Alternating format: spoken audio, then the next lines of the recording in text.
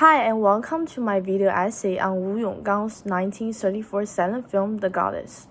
This film, starring Ran Lingyu, is one of the cornerstones of early Chinese cinema. It tells the tragic story of a woman who must navigate the complicating roles of being a prostitute by night and a devoted mother by day, all while enduring moral condemnation from society.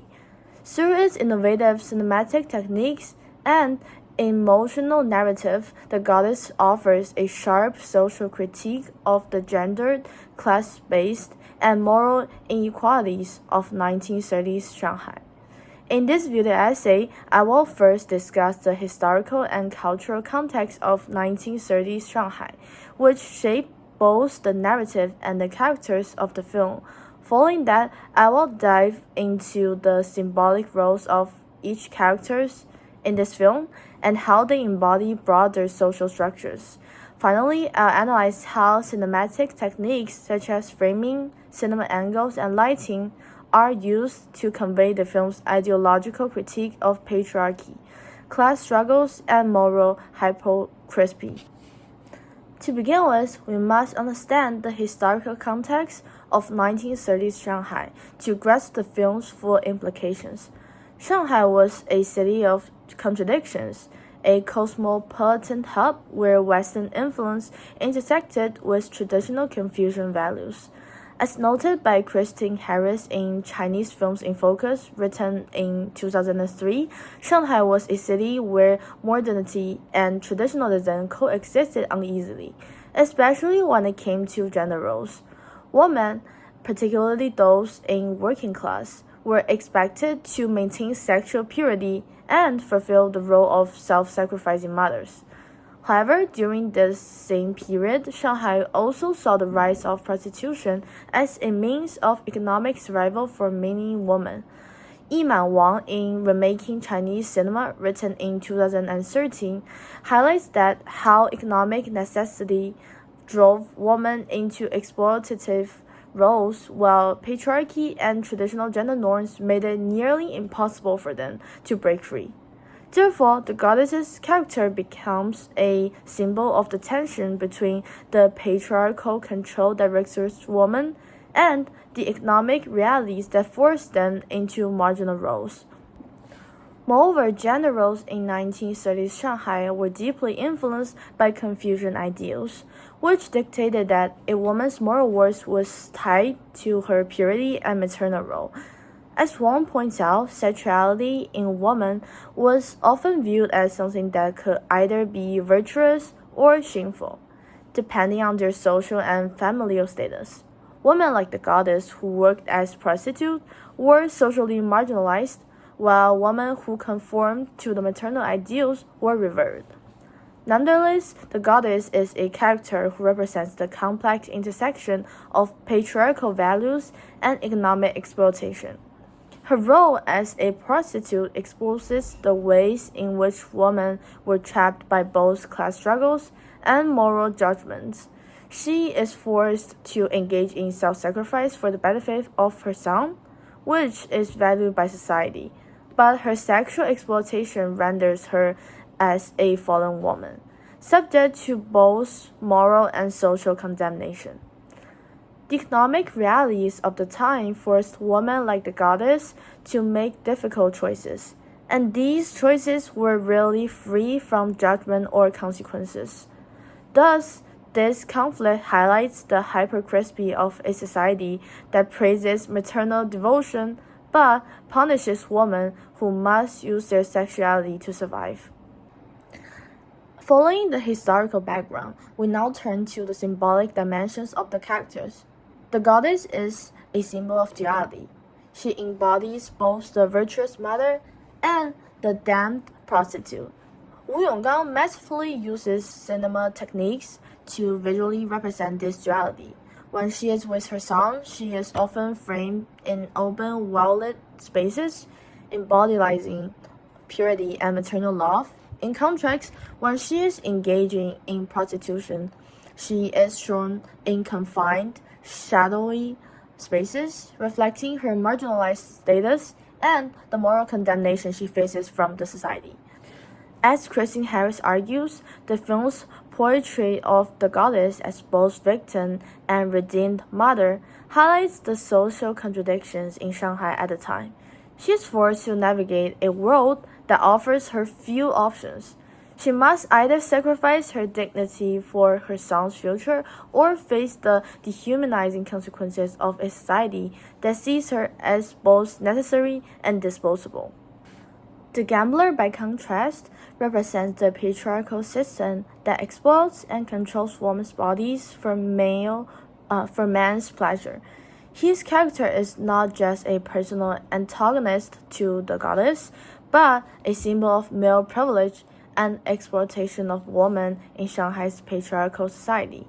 For instance, the leg spring scene, where his legs dominate the foreground while the goddess is relegated to the background, serves as a powerful visual metaphor for the sexual and moral dominance of man.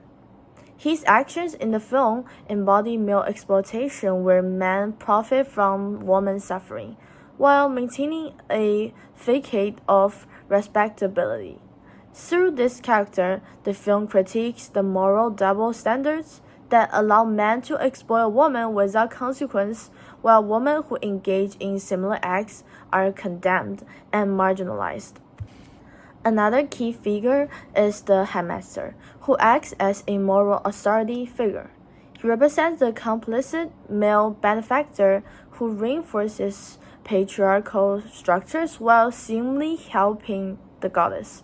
Although he defends the goddess's son's right to an education, his actions ultimately serve to validate the patriarchal system that keeps women dependent on male approval for their survival.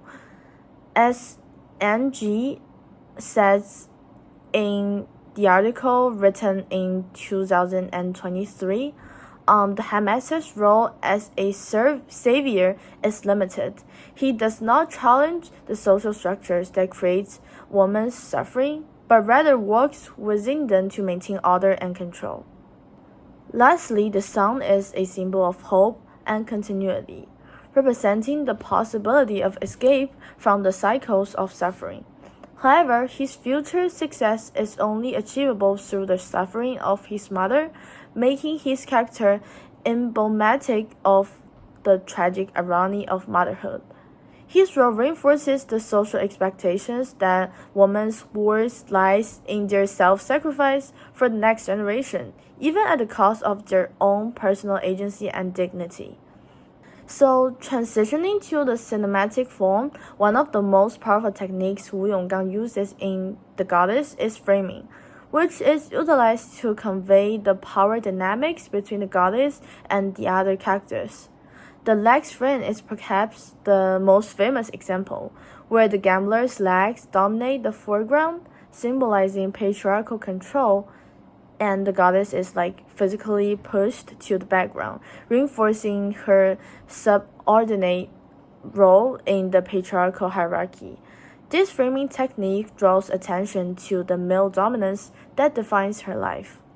As Kenny points out, this use of framing is not just about space, but also about the visual representation of societal power structures.